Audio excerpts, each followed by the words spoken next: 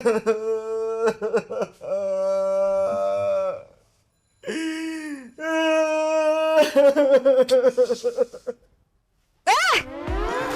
কান্নাকাটি করতেছো কেন বাচ্চাদের মতো? কি হয়েছে? কি কি খারাপ কোনো স্বপ্ন দেখছো তুমি? হ্যাঁ ভাই, আমি একটা স্বপ্ন দেখছি। আমি স্বপ্নে দেখি আমার মা আলুর ভর্তা আর ডাল রান্না করে আমাকে ডাকতেছে আর বলতেছে, আলমগীর আয়, খেয়ে যা, খেয়ে যা। আমার মায়ের ডাক শুনে আমার ঘুম ভেঙে গেছে। মাহি, আমি গ্রামে যাব, আমি আমার মায়ের কাছে যাব, আমি আমার মায়ের হাতের আমার পছন্দের আলুর ভর্তা আর ডাল দিয়ে মজা করে ভাত খাবো। এই চুপ করো। ডাল আলু ভর্তা কোনো খাওয়ার জিনিস হইলো? সেটা আবার মজা করে খাবে সে। শুনো, তুমি গ্রামেও যাইতে পারবা না, তোমার মায়ের কাছেও যেতে পারবা না। কি বলতেছো তুমি মাহি? আমি কেন আমার মায়ের কাছে যেতে পারবো না? কেন আমি গ্রামে যেতে পারবো না? আমি এবং আমার বাবা, আমাদের কারোই গ্রাম পছন্দ না। আমি তোমাকে ভালোবেসে বিয়ে করছি, কিন্তু বাবা এখনো আমাদের বিয়েটা মেনে নেয় নাই। তার মধ্যে যদি তুমি এখন তাদের অবাধ্য হয়ে গ্রামে যাও, তাহলে তোমার আমার ডিভোর্স কনফার্ম। এবার বলো, গ্রামে তুমি তোমার মায়ের কাছে যেতে চাও, না আমার সঙ্গে থেকে আমার সঙ্গে সংসার করতে চাও? আমি তোমার সাথে সংসারও করতে চাই, আবার আমার মায়ের কাছেও যেতে চাই। বিবাহিত পুরুষের জীবনে এত সুখ হয় না আলমগীর। তোমাকে যে কোনো একটা বেছে নিতে হবে, আর তোমার অপশন একটাই, আমার সাথে তুমি থাকবা, আমার সাথে সংসার করবা। ওই গ্রামে যাওয়া নিয়ে আর কোনো কথা আমি শুনতে চাই না। ঠিক আছে, তোমার সাথে আমি সংসার করব, কিন্তু দেখো, আমার বাপ দাদার 14 গোষ্ঠী কেউ কোনোদিন ঘর জামাই থাকে নাই। আমার এখানে ঘর জামাই থাকতে খুব লজ্জা লাগে। চলো না আমরা বাসা ভাড়া করে একটা আলাদা বাসায় থাকি। আসছে আলাদা বাসা নিতে। আমি আমার বাবার বাসায় থেকে যে আলাদা ফ্যাসিলিটিগুলো পাই, দামি গাড়িতে চড়ি, দামি জামা কাপড় পরি, ভালো ভালো খাবার খাই, আমি যদি তোমার সঙ্গে আলাদা বাসা নেই, এই সব কিছু আমাকে হারাতে হবে। আর তোমার যে ইনকাম, তুমি আলাদা বাসা নিলে জীবনে আমাকে আরাম আয়েসে রাখতে পারবা না। অতএব আমার বাবার বাসা ছেড়ে তুমি অন্য কোনো জায়গায় যাওয়ার কথা চিন্তা ভুলেও মাথায় আনবা না। ঘর জামাই আসো, ঘর জামাইয়ের মতো থাকো। আল্লাহ রে, ভালোবাসা তোমাকে বিয়ে করলাম, ভাবছিলাম একটু সুখে শান্তিতে থাকবো। এখন তো তোমাকে বিয়ে করে মনে হইতেছে আমি জেলখানায় বন্দী হয়ে গেছি। নিজের ইচ্ছা মতো, স্বাধীনতা মতো কিছুই করতে পারি না। জেলখানা মনে হলে জেলখানা, কিন্তু আমি যেভাবে চাই, আমার বাবা যেভাবে চাই, এর বাইরে নড়চড় যদি কোনো কিছু হয়, তুমি যদি উল্টাপাল্টা কিছু করো, তাইলে তোমার সঙ্গে আমি সংসার করব না।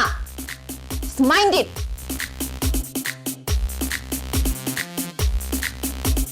আল্লাহ রে, আগেই ভালো ছিলাম, ভালোবেসে বড়লোকের মেয়েকে বিয়ে করে কোন বিপদে পড়লাম। সব উল্টাপাল্টা হয়ে গেল।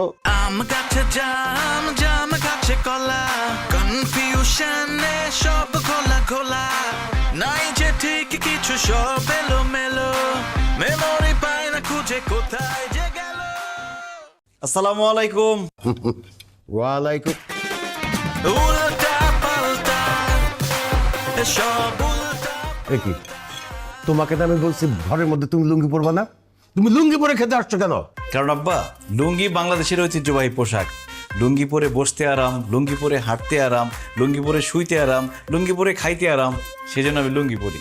কিন্তু আব্বা, এই যে আপনি সকালেও প্যান্ট পরেন, বিকালেও প্যান্ট পরেন, খাইতে বসলেও প্যান্ট পরেন, ঘুমাইতে গেলেও প্যান্ট পরেন, আপনার বাতাস ঢুকে কিভাবে? চুপ থাকো, আনস্মার্ট, আনকালচার, গেও ভূত। আমার কোথার থেকে বাতাস ঢুকবে সেটা নিয়ে তোমার চিন্তা করতে হবে না। আমাদের পুরো বাড়িতে এসি লাগানো আছে, আমরা সবসময় ঠান্ডাই থাকি। এই লুঙ্গি পরলে তোমাকে গরিব লাগে, আর আমার আশেপাশে গরিব মানুষ দেখলেই আমার মেজাজ গরম হয়ে যায়। খবরদার, তুমি লুঙ্গি পরবে না। আর তুমি আমার মতো সুন্দর পোশাক আশাক পরবে, তাতে তোমাকে স্মার্ট লাগবে। কিছু মনে করবেন না আম্মা, আপনি এই বয়সে যেরকম সাজগোজ আর মেকআপ মাইরা থাকেন, আপনাকে দেখতে কিন্তু স্মার্ট লাগে না। আপনাকে দেখতে মনে হয় স্টার জলসার কুটনি শাশুড়ি।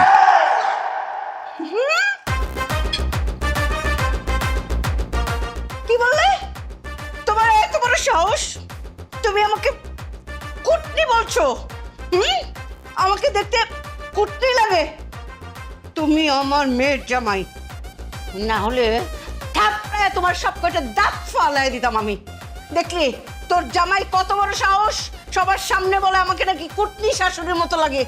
আর তুইও খেয়ে দিয়ে কোনো কাজ পেলি না। ঢাকা শহরে কত সুন্দর সুন্দর স্মার্ট ছেলে থাকতে তুই গ্রাম থেকে একটা ক্যাট ছেলেকে বিয়ে করে ফেললি। মা, কি করব বলো, ভার্সিটিতে তো খুব ভালো স্টুডেন্ট ছিল। আমি প্রেম করতে চাইছিলাম, কিন্তু যখন প্রেমের প্রস্তাব দিছি, সে বলছে না, আমি ডিরেক্ট বিয়ে করব। এর জন্য বিয়ে করে ফেলছি। তখন কি আমি জানি সে এরকম খ্যাত? বিয়ে যখন করেছিস তখন এটাকে আধুনিক বানা, স্মার্ট বানা, এই জিনিসকে নিয়ে তো কোথাও গেলে মান সম্মান কিছু থাকবে না। ঠিকই বলছো আম্মু। আই যাও লুঙ্গি চেঞ্জ করে ট্রাউজার পরে আসো যাও। আরে না দুলা ভাই যায় না তো। আপু দুলা ভাই যেহেতু লুঙ্গি পরাতে কমফোর্টেবল সে পড়ুক না, তাকে কিন্তু লুঙ্গিতে ভালোই লাগে। ভাই আপনি বসেন তো নাস্তা করেন। ধন্যবাদ মারিয়া, একমাত্র তুমিই আমারে বুঝো। উল্টা পাল্টা সব উল্টা পাল্টা উল্টা পাল্টা সব উল্টা পাল্টা অতিরিক্ত বড়লোক হয়ে কি যে বিপদে পড়লাম, কলাটাও হাত দিয়ে ছিলে খেতে পারি না। Same here, what to do? এই তুমি হাত দিয়ে খাচ্ছ কেন? কি নোংরা! ঠিক আব্বা, হাত দিয়ে খাওয়ার যে মজা, যে তৃপ্তি, চামচ দিয়ে খাইলে জীবনে পাবেন না সেই মজার তৃপ্তি। বিশ্বাস না হইলে আপনি হাত দিয়ে খেয়ে দেখেন, এমন মজা পাবেন জীবন আর চামচ দেখাতে যাবেন না, হাতের আঙুল সহ চাইটা খাই ফেলবেন। অসম্ভব, আমরা জীবনেও হাত দিয়ে খেতে পারবো না।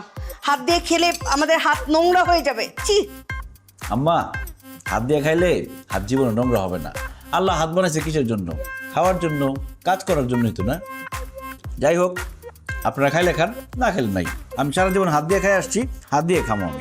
তুমি হাত দিয়ে খাবা না, তুমি চামচ দিয়ে খাবা। আমি চামচ দিয়ে খাইতে পারি না, আমি হাত দিয়ে খামো। এই তুমি যদি হাত দিয়ে খাও তাহলে তুমি এখানে বসে খাইতে পারবা না, তুমি দূরে গিয়ে খাও যাও। আপু দুলা ভাই হাত দিয়ে খেতে চাচ্ছে, খাক না। তোর যদি অনেক বেশি সমস্যা হয় তুই দুলা ভাইয়ের দিক তাকাস না, তাইলেই তো হয়। ধ্যাৎ, আমি নাস্তাই করব না। এই বুয়া, বুয়া চা দিয়ে যা। এ মা, হাত দিয়ে কলা ধরছে। আল্লাহ!